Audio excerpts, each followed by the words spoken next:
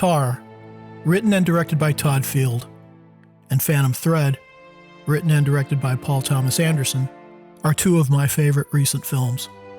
Both are intelligent, challenging, rich in detail, and impeccably crafted by filmmakers who have each been described as Kubrickian. Both films are dense with ideas and address many different concerns, ranging from gender politics to cancel culture. But I'd like to zero in on a certain aspect: the main protagonists. They're both artists, brilliant and highly regarded in their respective fields. Fashion in the case of Reynolds Woodcock, and classical music in the case of Lydia Tarr. They are also assholes. No one gives a tinker's fucking curse about Mrs. Vaughan's satisfaction. Selfish, tyrannical bullies. Please, Maestro, please forgive me. For what? Your obsequiousness? Your hypocrisy? Your misogamy? I'm not a misogynist. Misogamy. Albeit well-spoken and impeccably dressed. The sort of combination that makes for a great James Bond villain. All of which makes Woodcock and Tarr, and their enormous egos, very watchable. Especially to those on the receiving end of their abuse. You look very healthy. How are you feeling? Didn't I tell you to fuck off? Reynolds Woodcock is one of the most sought-after dress designers in the post-war world. His sister Cyril runs the nuts and bolts of the operation, which includes the maintenance of her brother's fussy disposition. After losing interest in the current woman in his life, Reynolds has her removed from his house while he takes a holiday in the country. At breakfast, a young waitress named Alma catches his eye. On their first date, he puts his best foot forward and takes her measurements. You have no breasts. 22. If you want to impress, you need to show what you're good at. Alma becomes his lover and his muse. There's no question who's the boss in this relationship. Alma is the consort, the muse, the support system. Reynolds is the artist. He retains complete artistic control of his work. He demands the same level of control over all aspects of his life, including Alma. The name Alma seems significant. It's derived from the Latin word for nurturing. It also suggests Alma Mahler as a possible namesake. Born Alma Schindler, she was the wife of composer Gustav Mahler, before becoming the muse for many other 20th century geniuses. Lydia Tarr mentions Alma during her New Yorker interview. And the only clue he leaves us is on the cover of the manuscript itself. Yes, the dedication to his new wife, Alma. So if you're going to partner with Mahler on his Fifth Symphony, the first thing you must do is try to understand that very complex marriage. Upon marrying Mahler, Alma was compelled by her husband to give up her career as a composer and basically functioned as his secretary, taking notes as her husband dictated. At the end of Phantom Thread, Alma Woodcock imagines herself becoming more involved on the creative side of the business. Whether or not Reynolds finds this idea acceptable is completely ambiguous.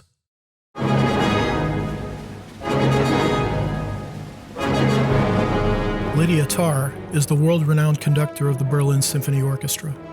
Her personal assistant, Francesca, is patiently waiting in the wings for the opportunity to become assistant conductor.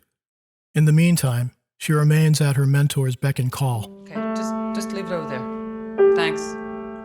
Doing a job that she's presumably overqualified for. Sharon, Tarr's life partner, functions much like an assistant as well.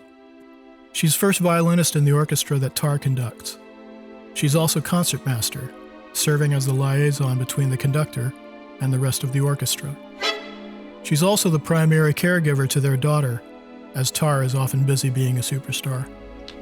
With that kind of support system, not to mention the adoration of fans, you would think that Tarr would be fairly content. Instead, she throws her weight around in classrooms, plays games with her subordinates' careers, shoehorns her new favorite cellist into the top spot in the orchestra, while at the same time going out of her way to destroy career opportunities for a former protege. She also threatens a little girl who's been bullying her daughter. Ich weiß, was du machst. Und wenn du das noch einmal machst, weißt du, was ich dann mache? Ich kriege dich. For a moment, we might find ourselves on her side during this particular flexing of power and authority. When Tar's own bullying behavior catches up with her,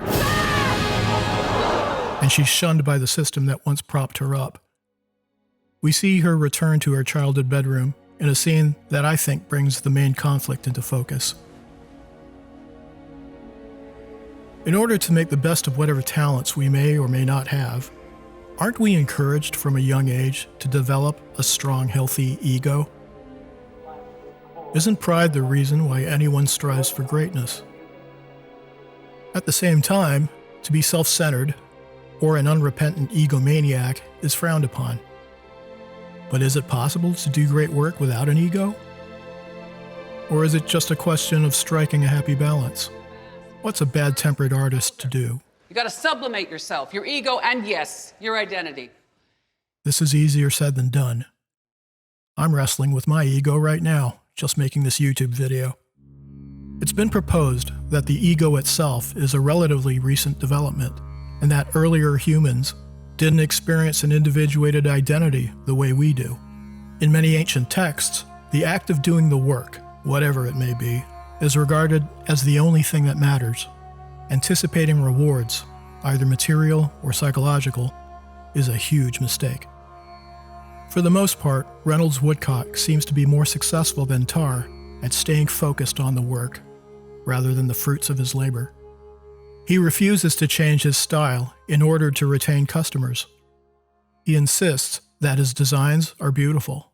Is there something I'm unaware of? Because as far as I can remember, all I have done is to dress her beautifully.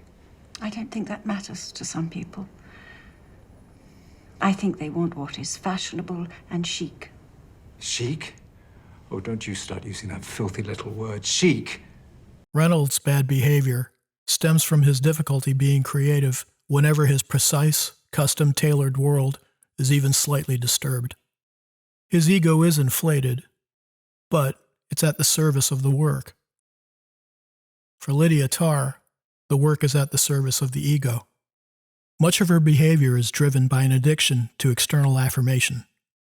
Judging by the folders on the desktop, it seems that she's the one updating her own Wikipedia page to include the most recent quote singing her praises. She is highly status conscious, and her affectations and maneuvers serve only to prop up both her public persona and her self-image. In fact, her one endeavor that doesn't seem completely egocentric is the piece that she's writing for her daughter Petra, the only person she seems to genuinely care for. And here's another clue from the beginning of the film.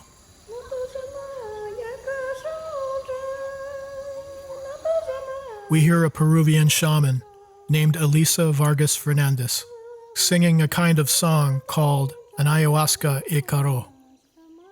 These are healing songs, sometimes sung in conjunction with the taking of ayahuasca, but always performed by a shaman, experienced with the medicine. For many people, the ingestion of psychedelic drugs is a means of experiencing ego death, a way of temporarily transcending the self and experiencing unity with the whole of existence. For many artists, bypassing the ego through different means is essential to creativity. Lydia Tar was supposed to have done her doctoral work in Peru, studying this music and culture. Did she get a glimpse of ego death at all? Or maybe she just had a bad trip. Whenever Reynolds Woodcock seems too full of himself, Alma serves him special mushrooms, with results that are decidedly less psychedelic and more toxic. It does, however, seem to do the trick of downsizing his ego, if only by rendering him temporarily helpless. And Reynolds takes his medicine willingly. But soon the hungry boy will return to health, ready to impose his designs on the materials at hand. Reynolds and Alma seem destined to repeat this process, like Sisyphus rolling the boulder up the hill over and over again. Perhaps it's the model of the creative impulse and the ego in perfect homeostasis. As for Tar, abandoned by friends, family, and fans, Her newfound career in Southeast Asia might be her saving grace instead of a final humiliation. Free from fawning attention in elite Western circles, maybe she's reconnected with her work and her love of music, without the distractions of power and status.